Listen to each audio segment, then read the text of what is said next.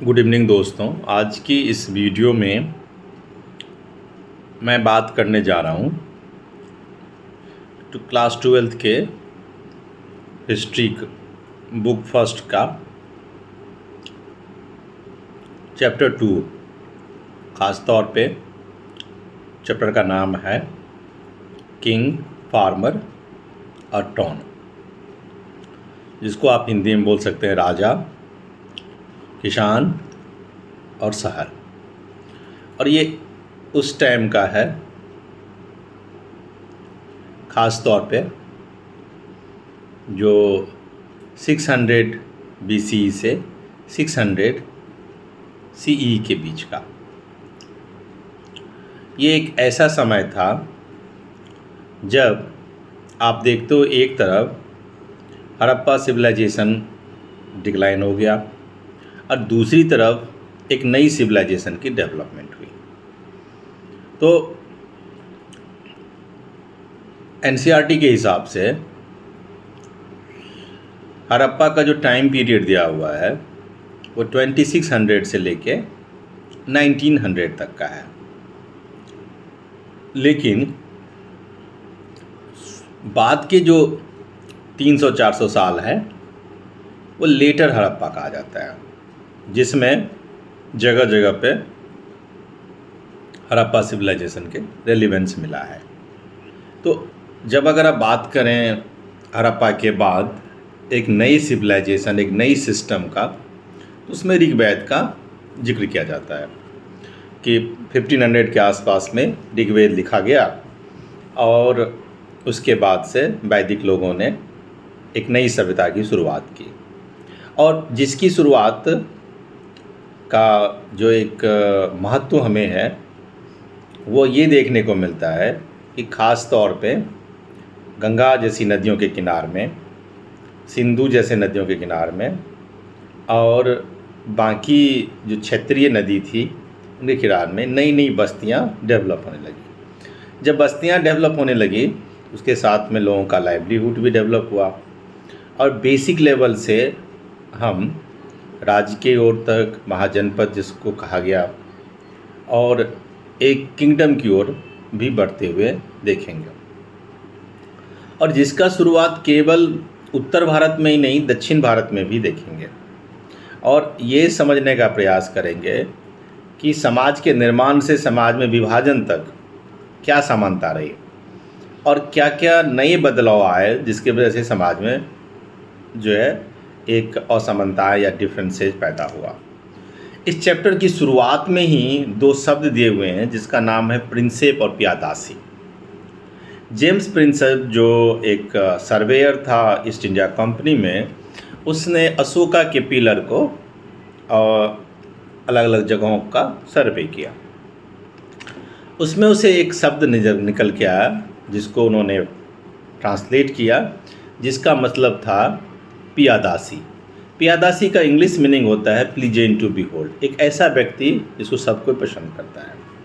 तो चैप्टर की शुरुआत में ही ये कहा गया है कि अशोक जो है अपने आप को पियादासी कहता था और एक पॉपुलर किंग के तौर पे खुद को मानता था। अशोक की शुरुआत यानी कि मौर्यन एम्पायर की शुरुआत, अशोक की शुरुआत यानी सेंट्रलाइज्ड एडमिनिस्ट्रेशन की शुरुआत, और इन सब का स्रोत, इन सब को जानने के लिए हमें इंस्क्रिप्शंस बहुत मदद करती है। तो चैप्टर के सेकेंड पार्ट में अगर हम आते हैं, जिसमें हमें ये देखने को मिलता है कि महाजनपद बन रहे थे। मतलब जनपद मतलब छोटा इकाई है, महाजनपद मतलब बड़ा इकाई। और महाजनपद में 16 कुल मिला के 16 महाजनपद थे और उसमें से 7 जो है कुछ फेमस थे। महाजनपद का अपना एक कैपिटल होता था, खुद का राजा होता था, एक बड़े एम्पायर की तरफ फंक्शन करते थे और आपस में ट्रेड, कॉमर्स होता था। और ख़ास तौर पे मेंटेन करने के लिए, अपनी अथॉरिटी को होल्ड ऑन करने के लिए ये लोग जो है आर्मी का भी यूज करते थे। उसके बाद हमें इसमें ये भी देखने को मिलता है कि नई नई किताबें लिखनी शुरू हो गई थी, ब्राह्मणों ने लिखा, जिसमें धर्मशास्त्र, धर्मसूत्र, जिसमें जीवन के बारे में बताया गया, जीवनी जिंदगी के बारे में बयां। और इसी 16 महाजनपद में से एक सबसे ताकतवर और बेहतरीन महाजनपद जो मगध हुआ, आज का जो पाटलिपुत्र है, जो पटना है, ये गंगा नदी के किनारे में डेवलप हुआ, और जब ये डेवलप हुआ तो काफ़ी बेहतर तरीके से इसमें नई नई चीज़ें आई और ये काफ़ी ताकतवर हुआ। मगध में आप पहले अगर देखो तो नंद वंश का राज था। घरानंद पद्मनंद थे, और नंद के बाद मौर्य का साम्राज्य आया, और जिसके फाउंडिंग मेंबर चंद्रगुप्त मौर्य थे, और मौर्य के एम्पायर को सेटलमेंट करने में जो सबसे बड़ा कंट्रीब्यूशन था, जो अर्थशास्त्र जिन्होंने लिखा, जिसको चाणक्य कहते हैं, उन्हें लिखा। और हमें अलग अलग स्रोतों से मौर्य के बारे में अलग अलग उदाहरण और सूचनाएं मिलती है।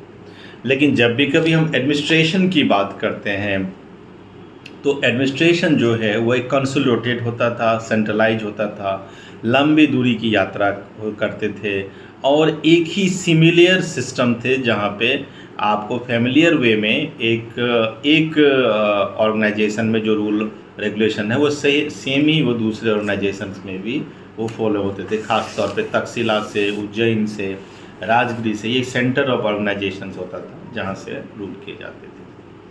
और इस चैप्टर में आप सबसे बड़ी बात जो और पढ़ोगे, जो अशोक के द्वारा चलाया गया एक धर्म है, जो एक रिलीजियस अपना एस्पेक्ट हुआ। और अशोक ने ये भी बताया कि एम्पायर कितना महत्वपूर्ण है, क्यों एम्पायर के बिना एक किंगडम चल नहीं सकता। तो नए टॉन और किनशिप की भी बात आती है, चीफ की बात आती है, और जिसमें आप दक्कन में ख़ास तौर पे चोला, चेरा, पांड्या, तमिलकम की बात आती है, और आंध्र प्रदेश में, केरला में भी हमें देखने को मिलता है। और चीफ जो है वह ख़ास तौर पे एक पावरफुल मैन है, जो पोजीशन जो है वह कंसोलिडेटेड है।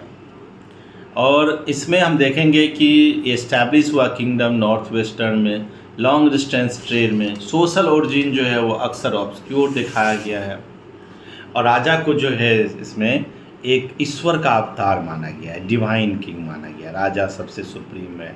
इवन प्रयाग प्रशस्ति में जो जिसमें समुद्रगुप्त के बारे में लिखा गया है कि उसकी सारी ईश्वर की शक्ति उसके पास आ गया था, वो बहुत पावरफुल था। और राजा के बारे में एक पॉपुलर परसेप्शंस भी है कि राजा अत्याचारी होता था, जब वो गांव में आता था तो लोग जंगल की ओर भाग जाते थे।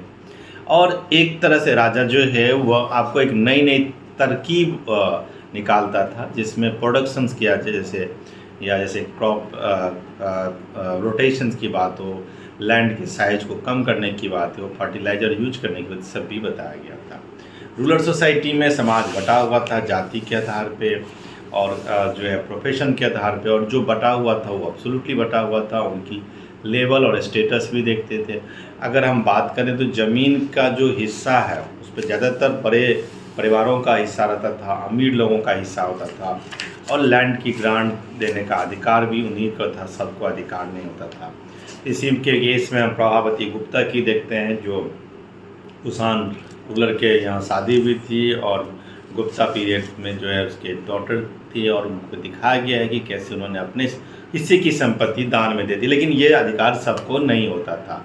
और नए नए सिटीज़ भी बदले, नए टाउन बदले अर्बन पॉपुलेशंस में, और ख़ास तौर पे वो लंबे समय तक चलता रहा। ट्रेड का जो है व्यापार है वो भी अच्छे तरीके से हो रहे थे पड़ोस के देशों से, और इंडिया के इंटरनल भी ट्रेडिंग होते थे।